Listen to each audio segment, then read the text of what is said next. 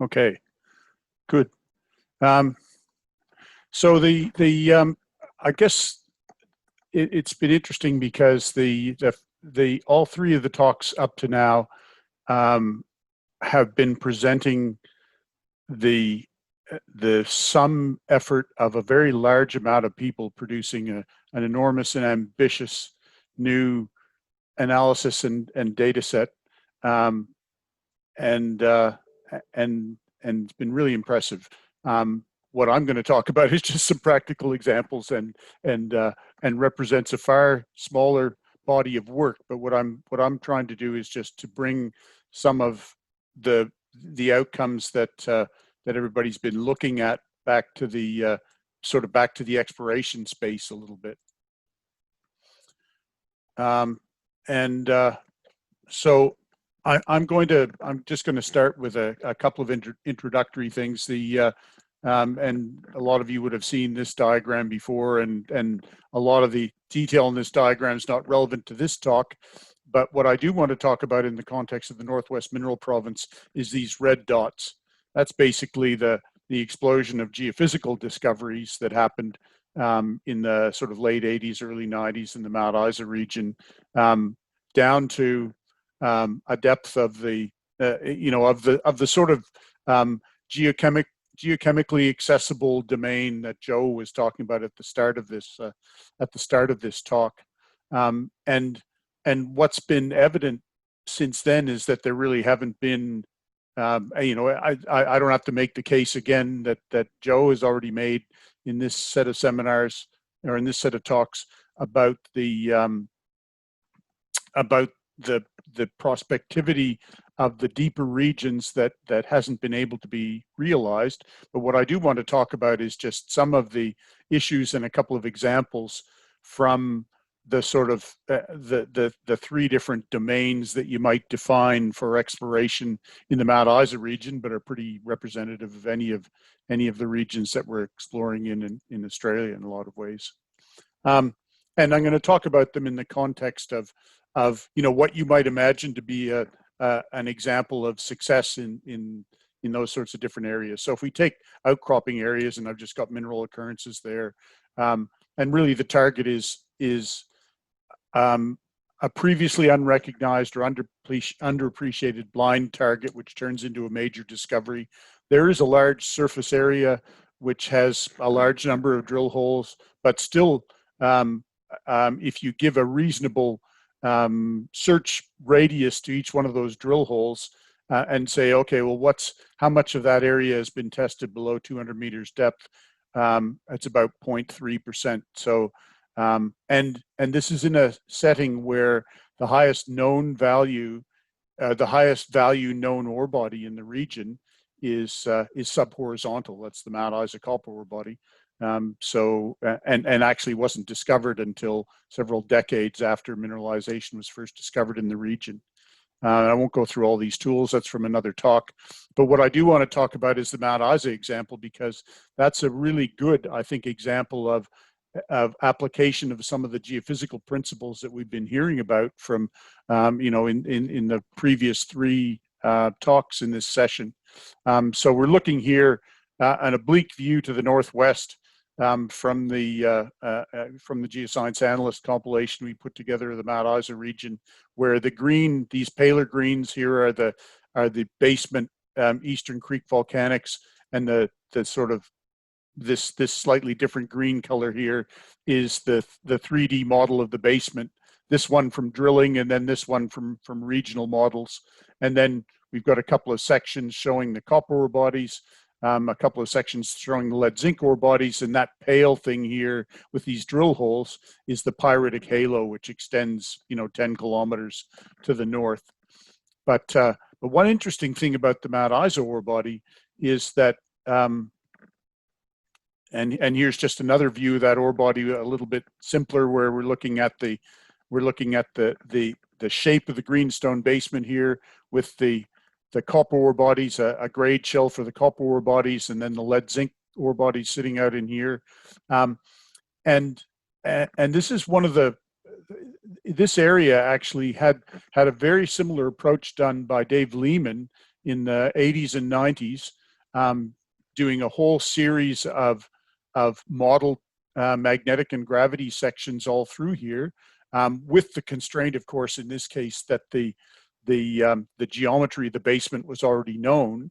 But what he was able to model using that information is that if you put in the geometry of the greenstone basement as we know it is, because we have drill constraints to establish its position, what we see is that there's a drop in magnetic susceptibility, quite a significant drop in magnetic susceptibility that you need to model in order to fit the magnetics, given that you know what the answer is.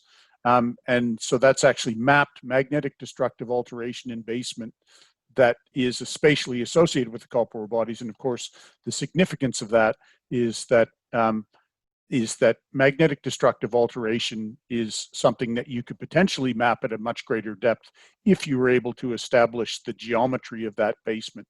So this is just looking at the same thing except in plan view. So we've got an image here of the magnetics with modeled susceptibility superimposed. The copper ore bodies shown here, lead zinc ore bodies shown here, and they coincide almost exactly, but with a broader halo, establishing the extent of that magnetite destructive alteration. So I wanted to put that up just as an example of the sort of application for trying to use geophysics to map basement, not just geology, but alteration in the exposed area. Now let's go into the areas under shallow cover. And what I'm showing here is the band that's a little bit less extensive than Joe's. I think it's basically surface to about 100 meters, and showing mineral occurrences in through here. So if you look at the areas under relatively thin cover, again, the target's a major new discovery. It's still a sizable area, and as Joe mentioned earlier, we've expanded that area, or they've expanded that area by extending it down to 125 meters, but still, very, very poorly tested. And the tools here are that, in addition to geological insights about controlling features and halos, new geophysical and deep-looking geochemical data are going to be very important.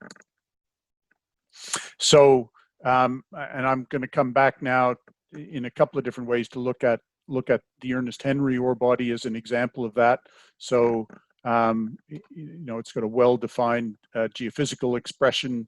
In terms of its, there's the observed magnetic susceptibility. There's a grade shell in terms of the magnetic susceptibility of the surrounding alteration region. In this case, there's a chargeability anomaly that could potentially be extended to a greater depth.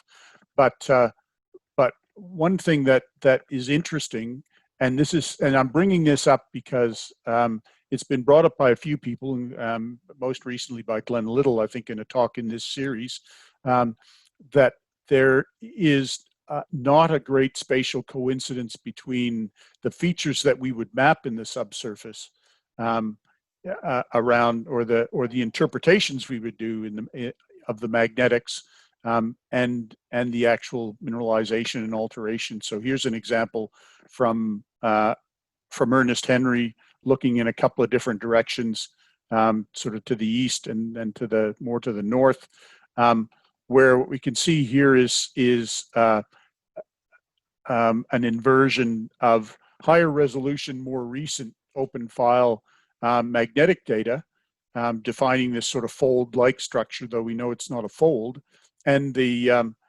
0.5% and the 500 ppm grade shell.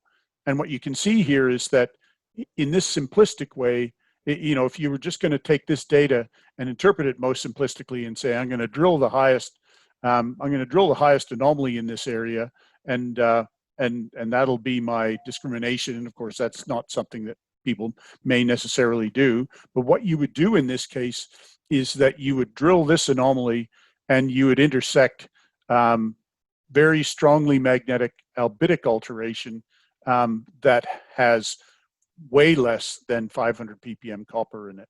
And I should also say that this is something that oh God, I can't believe I can't blank on his name. Jim from Cyro. Jim's last name. What is it? Hell. Oh God. Austin. Oh, Jim Austin. Yes. I'm getting senile. Yeah, that Jim Austin's been talking about for a very long time.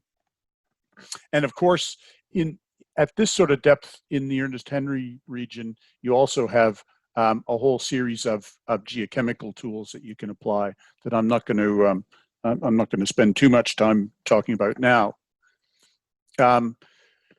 As well as mineral halo zoning that's been that's been talked about in various in various presentations from this series, and I guess what you end up with in this case, and the point I'm trying to make is that armed with this sort of knowledge, you have a better chance of interpreting those near misses, is a picture of what a much larger halo around that ore body might look like. And I think a lot of the work that's going on is showing that that these sorts of patterns are far more widespread, and so not completely ore body specific, that they can be used in many cases in a more general sense. So looking at lithogeochemical zoning, but also mineralogical zoning, and as has been pointed out before, one of the patterns that we see associated with Ernest Henry, but a lot of the other ore bodies in the district, is they're not like porphyries where it's a single chute-like body. There's a very layered, so it's a three-dimensional zoning pattern where the footwall is very different to the hanging wall. But in terms of the magnetic pattern, there's a predictable pattern both in terms of the susceptibility and the other characteristics associated with it. The other thing I wanted to do, though, is a little bit different, and that is that the whole idea of these webinars, and we're still working on this aspect. So far the webinars have been very much, more like mini symposiums than people actually anything interactive. And I think we'd like to try to move towards a little bit more interaction. And I'm going to start that by looking at, and this is for those of you who are very experienced geophysicists. This is probably going to be a very boring and simple exercise, but it may not be as simple for some people. So I'm going to start by looking at magnetics in an area to the north of Ernest Henry. So Ernest Henry is down to the south here, but we've got three different magnetic anomalies. And I put up this diagram not to start this now, but to point out that this is a sort of an example of the kind of common image that geologists are often given to use for exploration in an area like this. And it's great for showing broad lithological patterns, but it's actually not very good for targeting magnetite additive or magnetite destructive alteration, because it's been so heavily, the data has been statistically corrected, or there's been a lookup table applied to maximize the variation in color levels. So I'm going to move ahead to the next diagram, which is basically there's been no stretch applied at all, where the highest highs, I think that white one is the highest high, the highest highs are shown as they are, and the lowest lows are deep blue.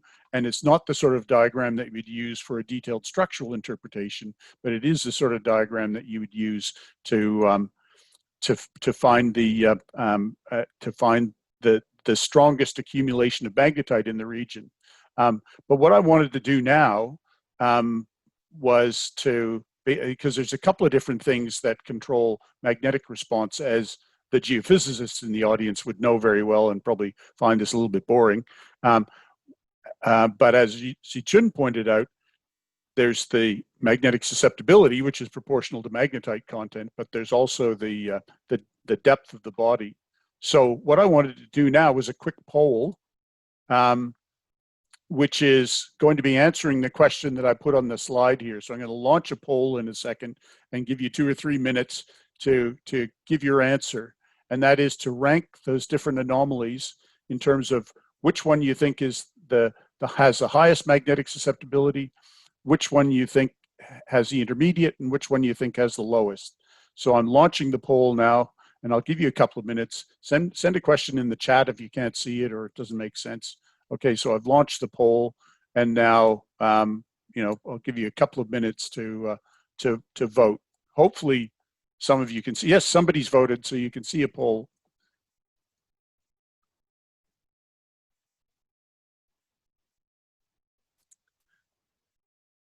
We've got 4 people who voted so far. 5, that's good. Yeah.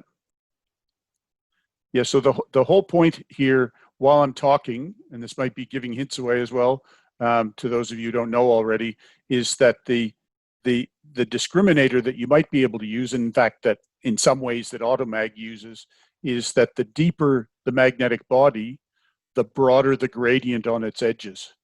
And the effect in an image, which is what we're used to using all the time, is that the deeper the body, the fuzzier it looks. So I'm getting lots of chats here. So is there a problem here?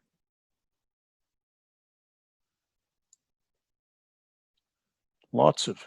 No, that's good. Okay. So we've got 7 people. I'm gonna let it go for 1 more minute. How are we doing for time? Not too great. Come on, everybody.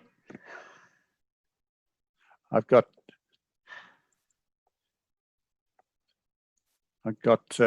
30 seconds left to go.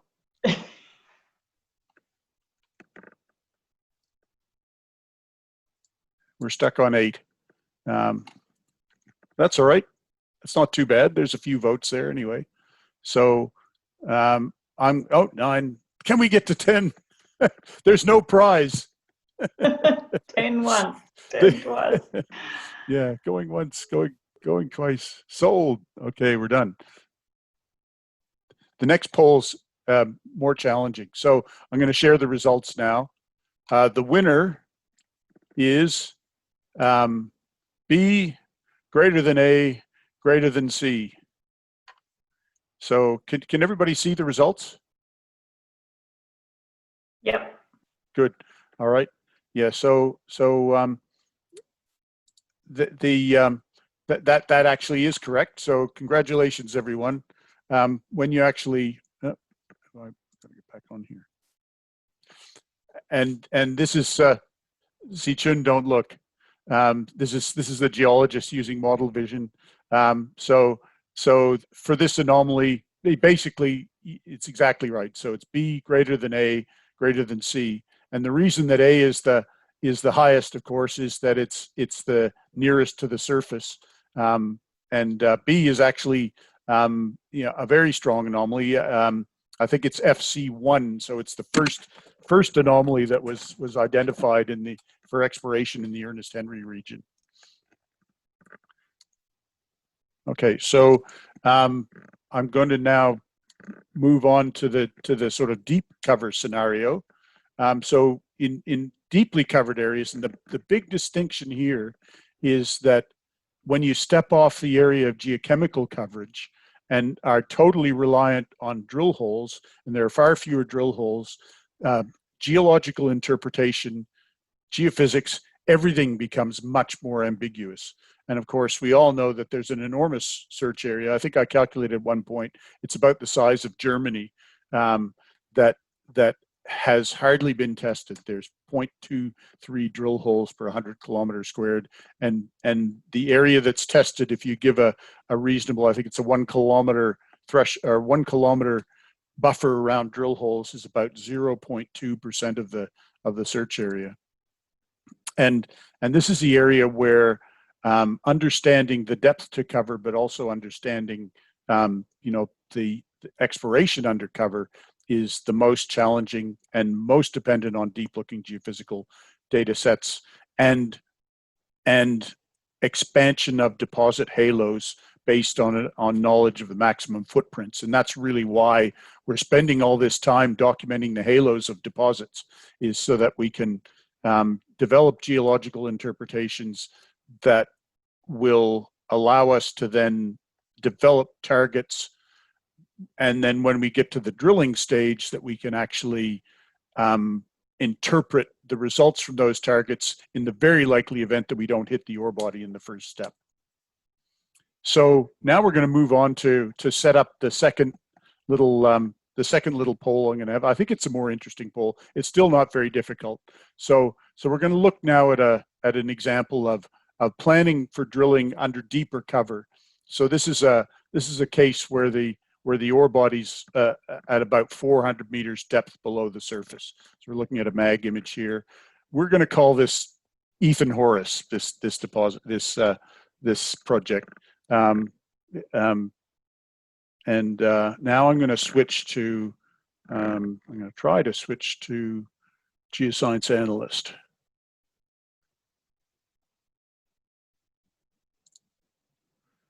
Just give me a second here.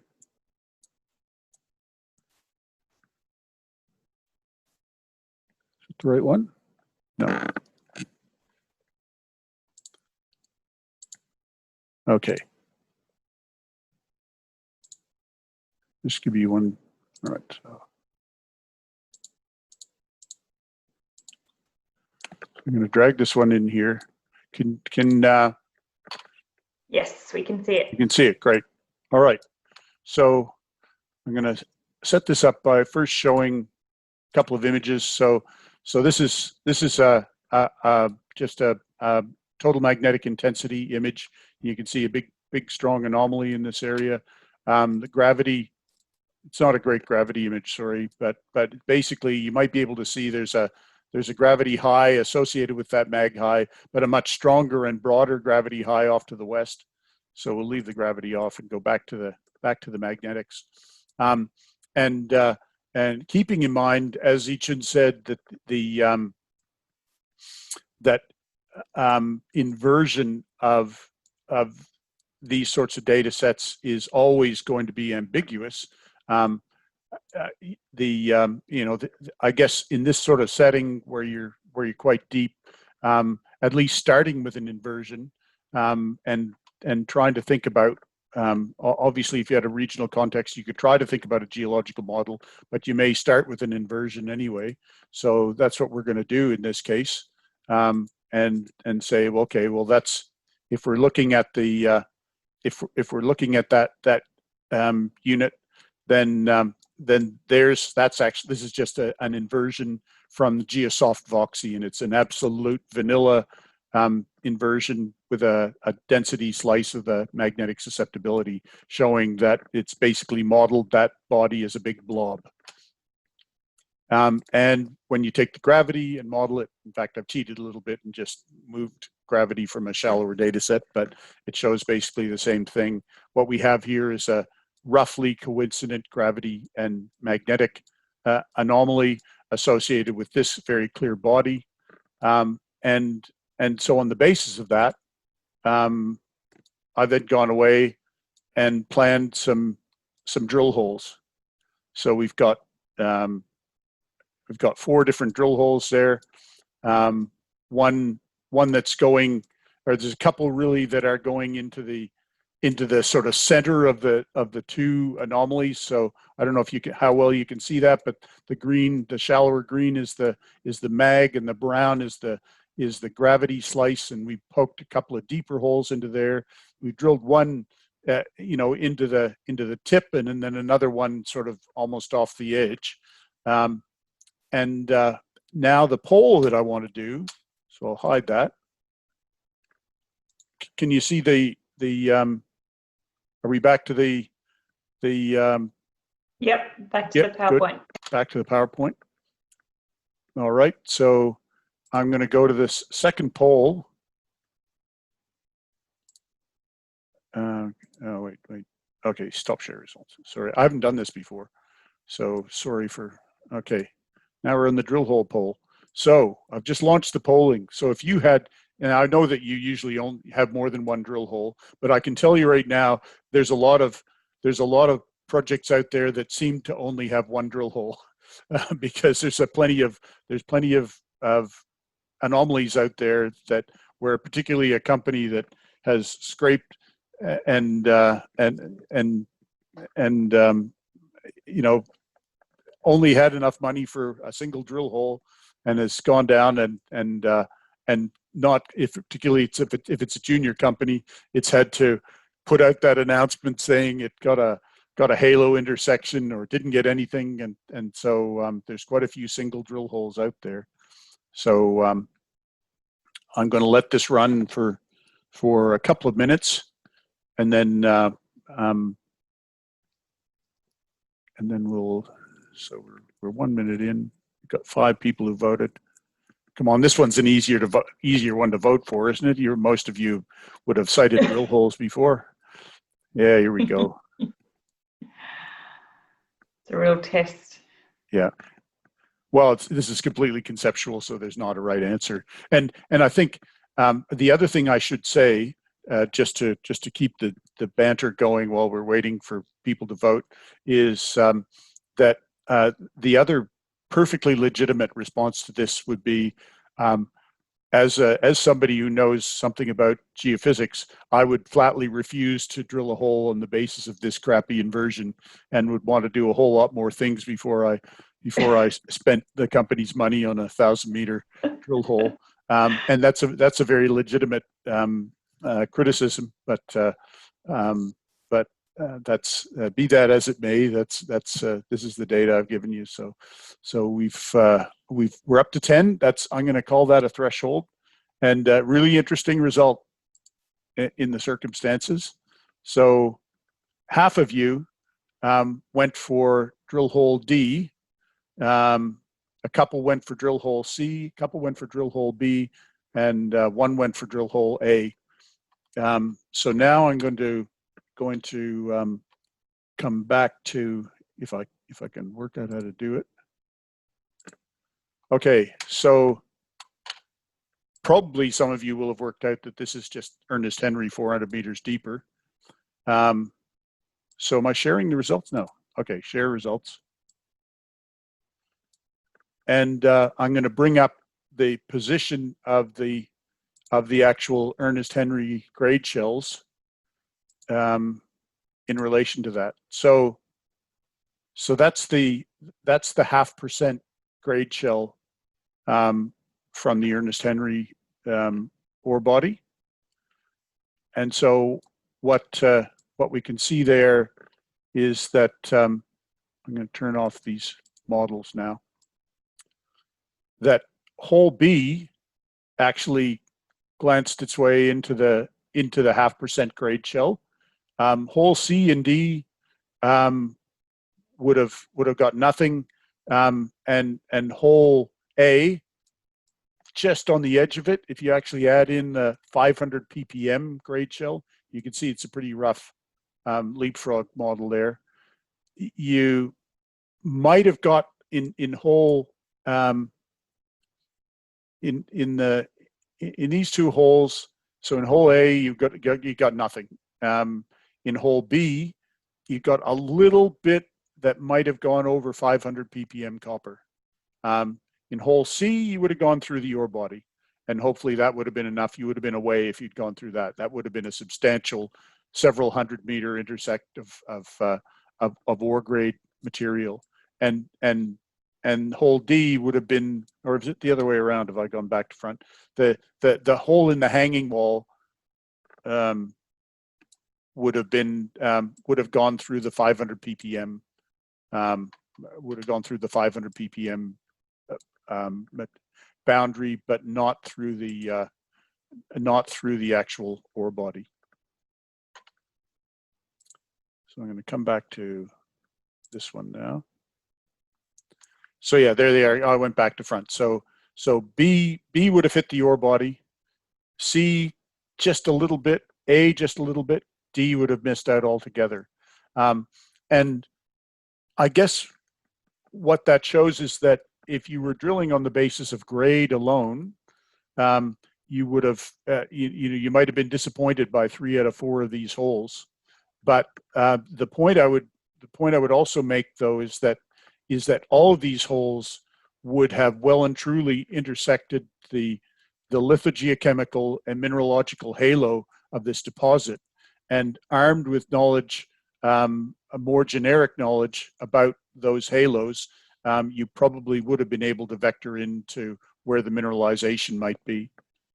So I guess it's an example of some of the challenges associated with exploration in deeper settings in through here, or in Mount Isa and in equivalent terrains elsewhere.